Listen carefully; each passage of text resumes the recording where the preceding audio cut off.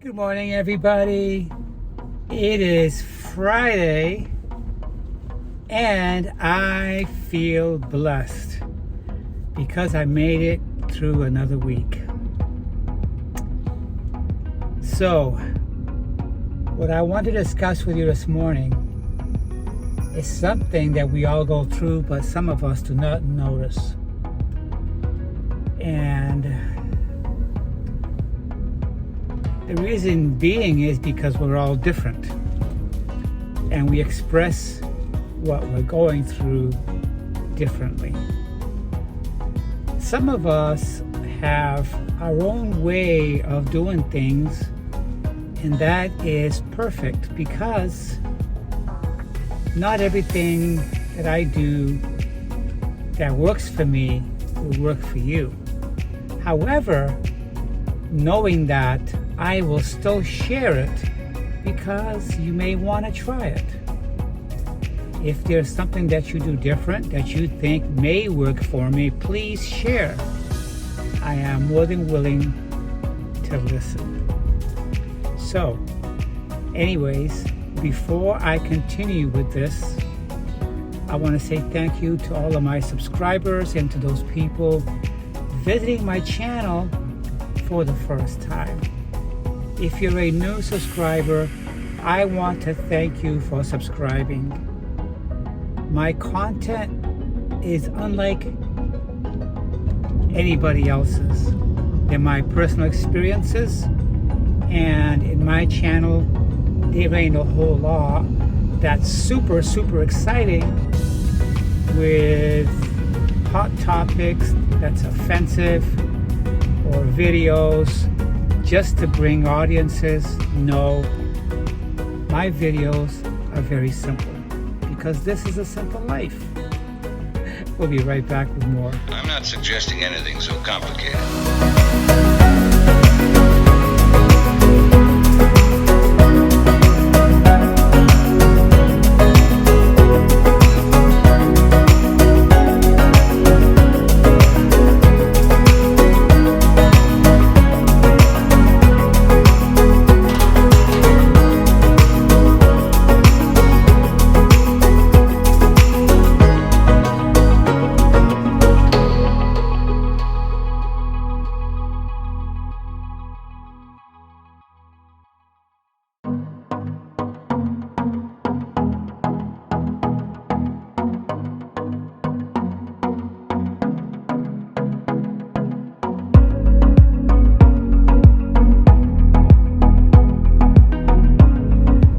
So we all have different methods of doing things and different reasons why we do them.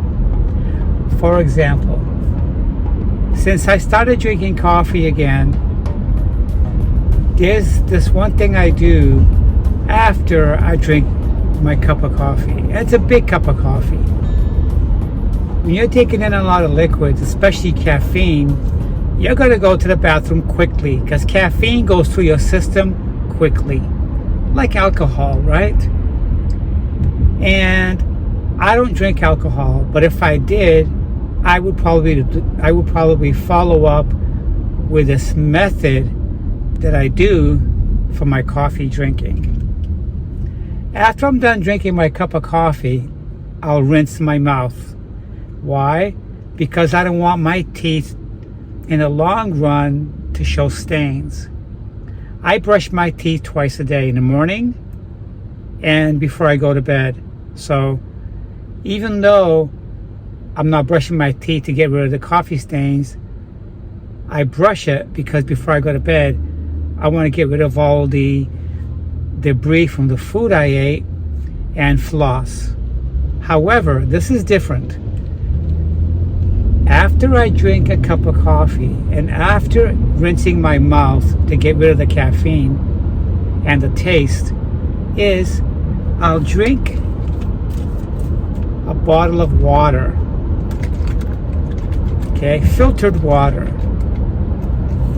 The reason I do that is because to me, okay, it's not factual, it's my opinion, okay? To me, after I have a cup of coffee, I want to clean out my system of the caffeine that just went through it. Okay? And the reason being is I just want to clean it out. I want to rinse it out. I want my kidneys and my liver to be clean.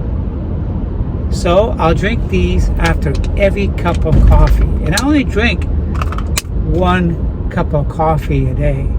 But I'll drink several of these during the day.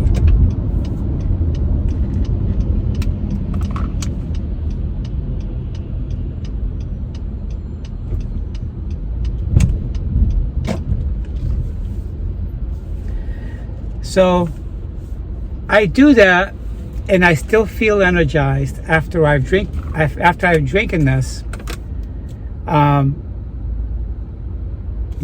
After I drink my coffee. Coffee gives me caffeine. It's a big boost for me when I go to work. It energizes me. However, I don't want the effects of the caffeine to remain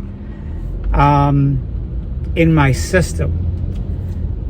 I'm not saying that it keeps me energized. I want to get rid of the energy. No. Because, your kidneys, all right, they act like a filter. Okay, they act like a filter.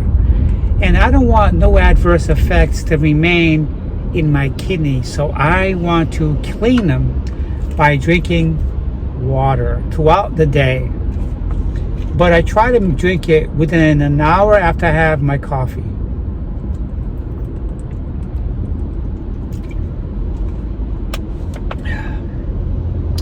And by the way, this is purified water. And it's not just filtered, it's purified. And it's my favorite type of water to drink. So that being said, when I get to work after having coffee and after drinking my bottled water, I still feel energized to go through my day. The other thing I do is, see, some of the liquids I drink are semi-sweet. I don't use regular sugar, table sugar that some people put in their coffee. Okay, I use stevia, which is made of, it's plant sourced, so it's made of fruits and vegetables. I don't know what's involved in the processing of this, but stevia is not super sweet like regular sugar. When I have some time, I'm going to go through the ingredients and I'm going to do a quick little light surfaced research to see what's involved in the processing of stevia. And you never know, I might uncover something that I may not like, or I may uncover something that I like, that I'm okay with, because I never want to use table sugar again. Okay, there's too many negative writings and videos on sugar alone. Okay, it amazes me that when I go grocery shopping and as I'm going through the aisles to get what I need, I discover there's a certain aisle of candy and chocolate bars, everything sweet. When I used to work at Publix supermarket part-time years ago, I was talking to my manager and they said this: by law, we're required to carry half an aisle full of sweets.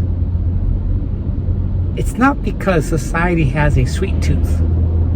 Oh, we have to be fair for those people, so we have to have sweets. No, there's something behind it. There's something behind this legal thing that they say they have to carry candies and chocolate bars and sweets. I don't want to get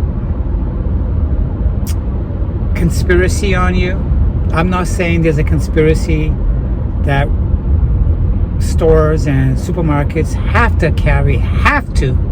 they have to carry this. There's a lot of videos out there that's saying that it's a known fact that sugar causes cancer. I don't want to step on anybody's toes, because I think everybody has a certain candy or a candy bar that they like, that they've been consuming since they were a kid.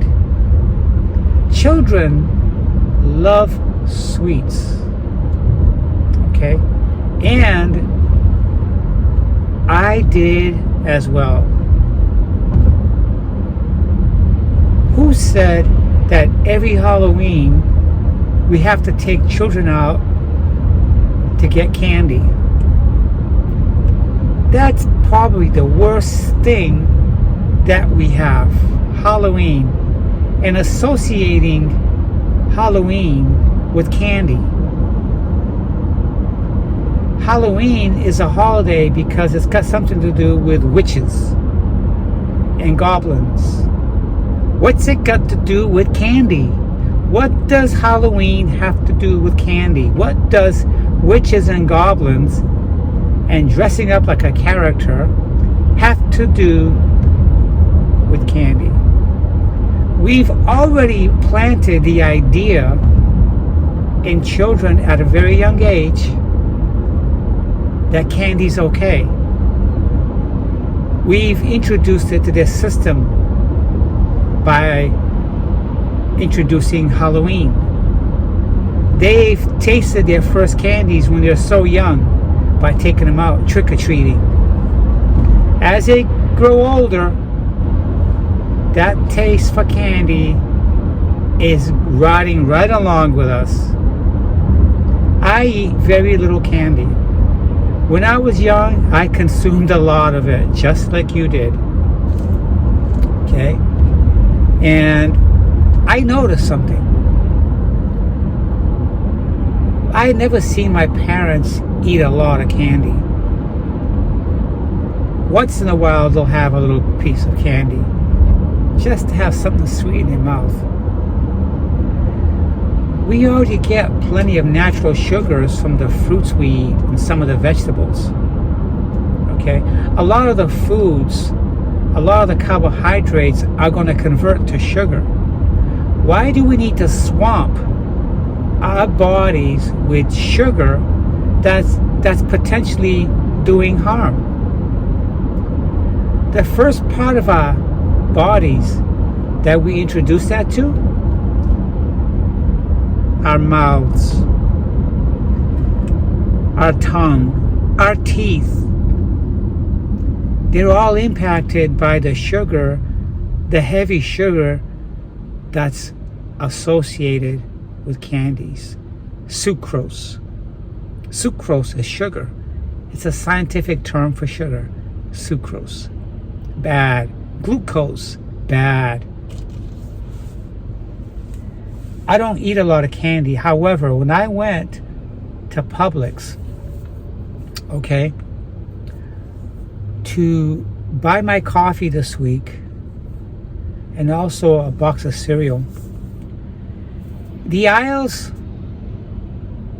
are hit hard with candies and foods that's full of sugar, but especially the candy aisle, the chocolate aisle. Okay, you're walking by the candy shelves, and then they have a displayed candy on wing stacks all over the store, and then at checkout they're hitting you again with candy and chocolates. They want to keep the candy on your mind for a purpose, for a reason. It's become, they're trying to make a statement. It's not just a staple for income.